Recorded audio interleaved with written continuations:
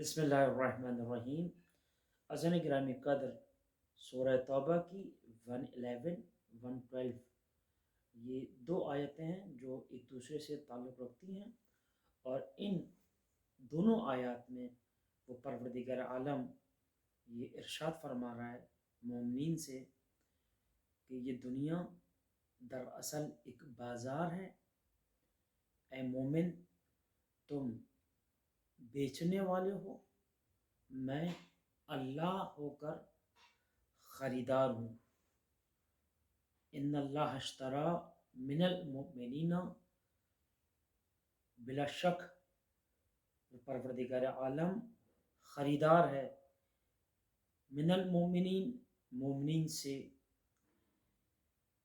انفسہم و اموالہم، تمہاری جان اور تمہارے مال کا وہ پروردگار خریدار ہے۔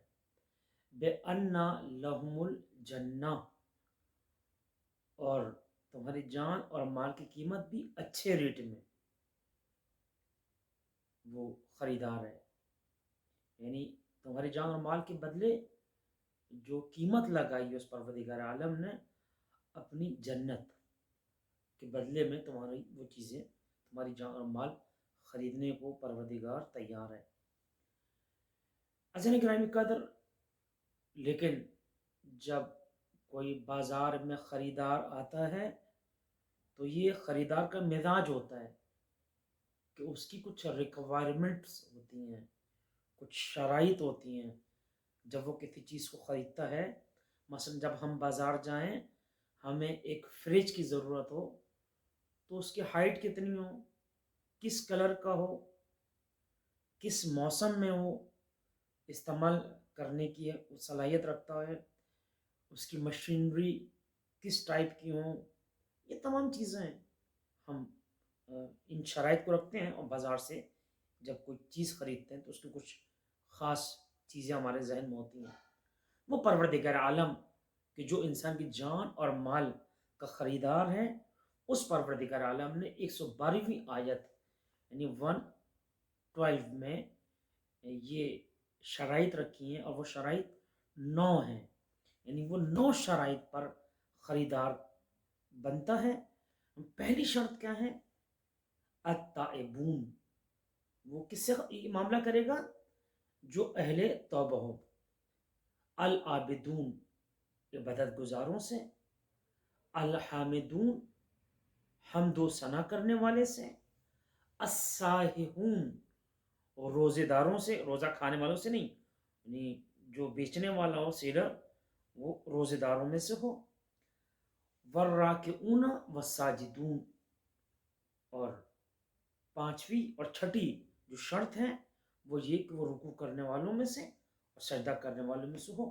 ساتویں شرط الآمرون بالمعروف، نیکی کی طرف دعوت دینے والا ہو۔ وینہون عن المنکر، اور یہ بیچنے والا جو بازار میں بیٹھ کر اپنا مال بیچ رہا ہے، اپنی جان بیچ رہا ہے، اس کی شرط ہے کہ وینہون عن المنکر، کہیں پر بھی کوئی برا کام کرنے والا ہو تو اس کو برائی سے روکنے والا ہو۔ والحافظون لحدود اللہ، اور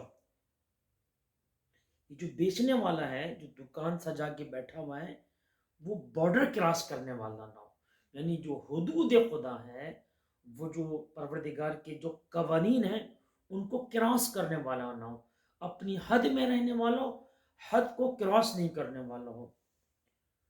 وبشر المومنین، یہ 9 شرائط اگر کسی مومن میں موجود ہے تو اے محمد مصطفیٰ، آپ ان مومن سے کہہ دیں کہ وہ رب ہو کر تمہارے جان اور مال کا خریدار بننے کو تیار ہے، بالجنہ، اور اپنی جنت کے ذریعے، اور قیمت بھی اچھی دے رہا ہے۔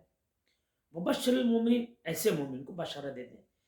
اتفاقاً روایت یہ بیان کرتی ہے کہ جب یہ آیتیں قلب محمد مصطفیٰ پر نازل ہو رہی تھیں اور پیغمبر اپنی وما ینطق عن الہویٰ والی زبان عصمت سے ان آیتوں کی تلاوت کر رہے تھے، ایک عرب کا گزر ہوا، جب اس کے کان میں یہ آیتیں اس کی سماعت سے ٹکرائیں تو اس نے مسکرا کر یہ کہا، بیعن ربی، کتنا بہترین سودا ہے کہ ہم جیسوں کے اعمال کو وہ رب ہو کر خریدار بننے کو تیار ہے۔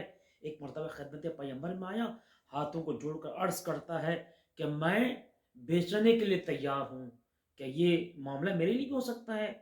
پیغمبر نے کہا کہ اس کے لیے شرط ہے کہ تم کلمہ پڑھ کر دائرہ اسلام میں داخل ہو جاؤ۔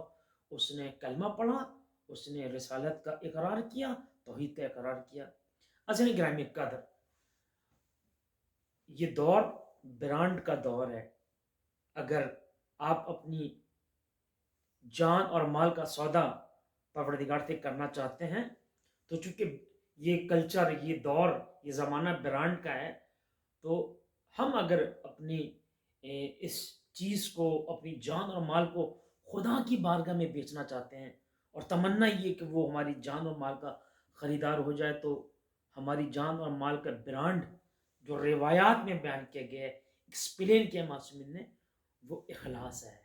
ہماری جان و مال کا برانڈ اخلاص ہونا چاہیے، اس لیے کہ حدیث کے جملے ہیں، بالاخلاص یکون خلاص، جب بندے میں اخلاص پیدا ہو جاتا ہے تو تمام مشکلات برطرف ہو جاتی ہیں۔ السلام علیکم ورحمۃ اللہ وبرکاتہ۔